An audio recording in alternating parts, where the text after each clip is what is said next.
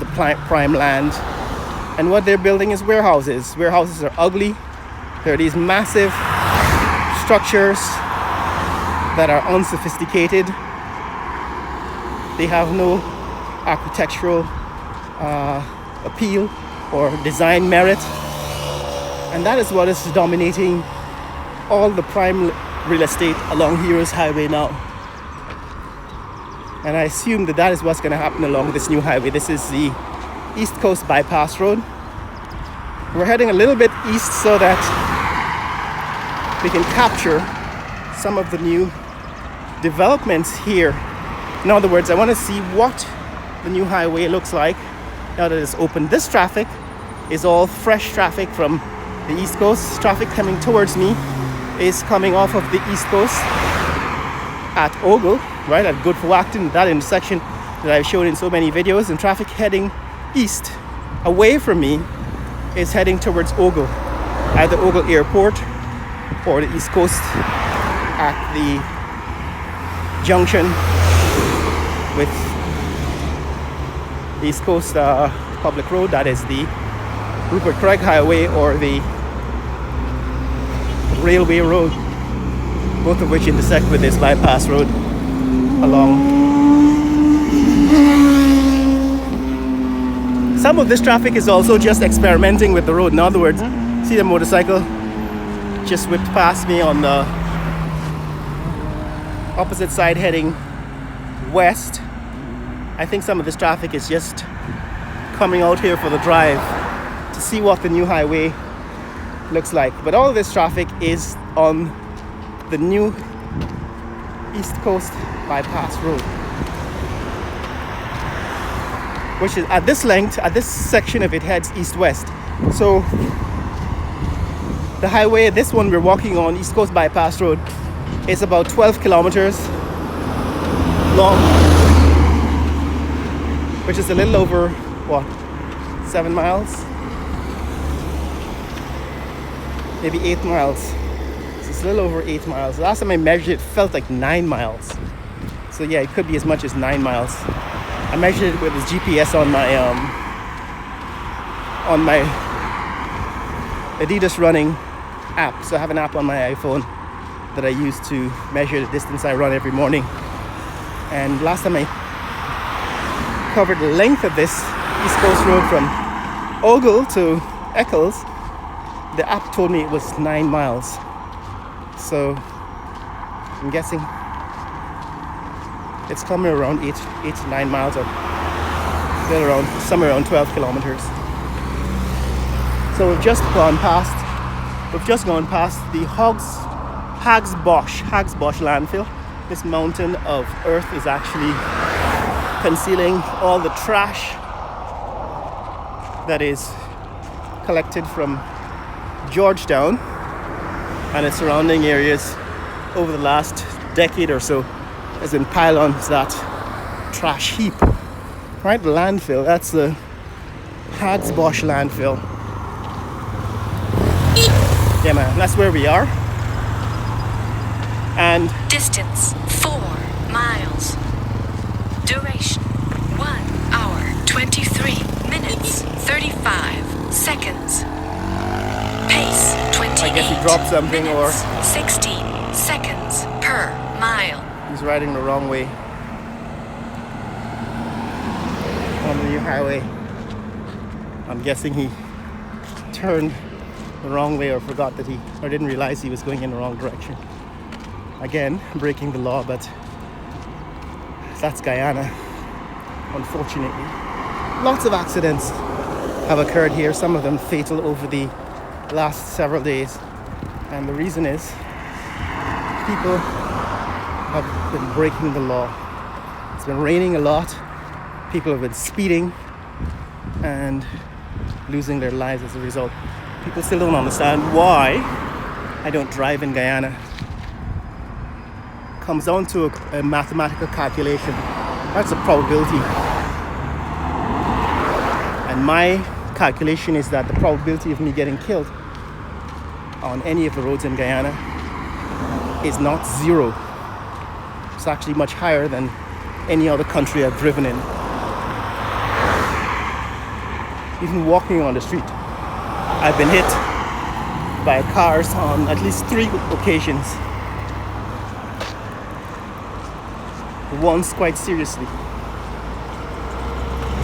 So I don't drive because it's dangerous to drive in Guyana, and somehow that is not being addressed by the new roads. Anyway, so at this point you can see the median with the black and white stripes tells you this is where the Indian government part of the road constructed by the Indian government begins, right? See the black and white stripe? I mentioned that in previous videos, and people ask me, what does it mean and why am I highlighting it? Well, if you look at the median in the previous section, the median is painted with yellow paint, right? See the yellow paint? That is actually what is done in British road safety rules and regulations. The yellow and the black and yellow, it's supposed to be high visibility paint. This black and white is something you find in India, you find in parts of Africa. And part of the problem is that the government does not have a building code that regulates the construction of roads across the country. And so you're getting an entirely different kind of construction. The traffic is heading towards the East Coast. You're getting an entirely different kind of construction depending on who the contractor is. Now the shoulder of the road here has not been paved. I think it was paved up to that section. And I'm assuming that a different contractor was engaged to construct that part of the East Coast Bypass Road. But this part that we're now on, with the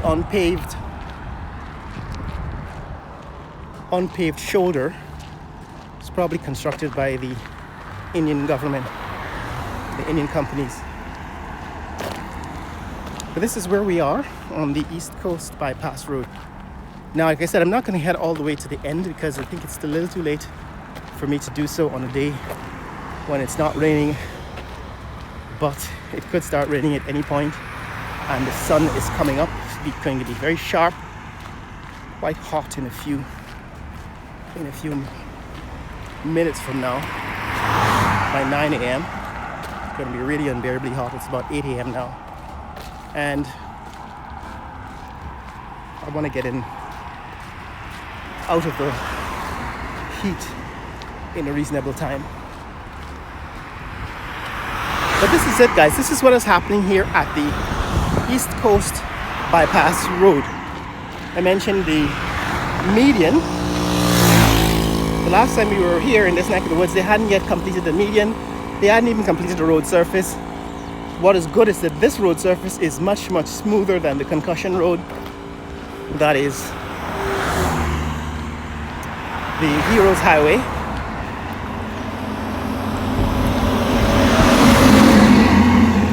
And you can see it in the vehicles, even the trucks, right? In fact, you will see them bouncing. If you watch on the vehicles traveling on Heroes Highway, coming at some speed, you could see them bouncing and vibrating as the surface of the road undulates, and it's not smooth. Here it's different. They've managed to cover this road with asphalt, and they've gotten a smooth finish, so the vehicles are actually traveling with a much smoother effect. You can see that the wheels are actually quite stable and not bouncing around. But yeah, like I said, it's still unsafe for me to drive in this country by my estimation, by my calculation, and for that reason, until the government solves the problem with safety, which involves a number of things, like I said, building those overpasses instead of relying on traffic circles, putting in barriers that prevent vehicles from disobeying the law, Jersey barriers, for example, on divided highways,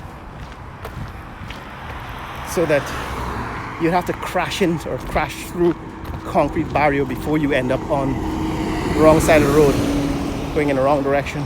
In fact, I think there was one fatal accident on the weekend earlier this week. What day today? Is Friday?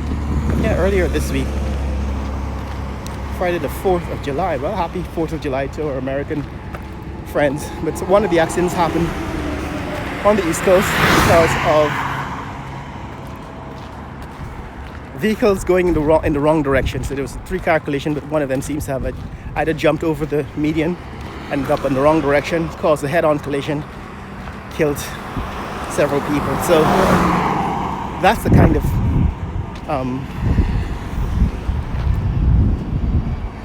of accident that is preventable and that has to be solved. But that's it, guys. I'm going to stop here because I don't want to complete the length of the road in this video. In the future, I'm probably going to take a look at the entire length of this new highway. I just wanted to give you an understanding for the fact that this road is now open. This is the East Coast Bypass Road, and I want to get to this point because I want to show you what's happening here. This is the new government buildings that are being constructed, and I'm going to show you that in the next video. So share this video with friends and family around the world. Let people know what's happening here in the fastest growing country in the world, at the newest of bypass highways that was constructed here on the East Coast Bypass Road. Later!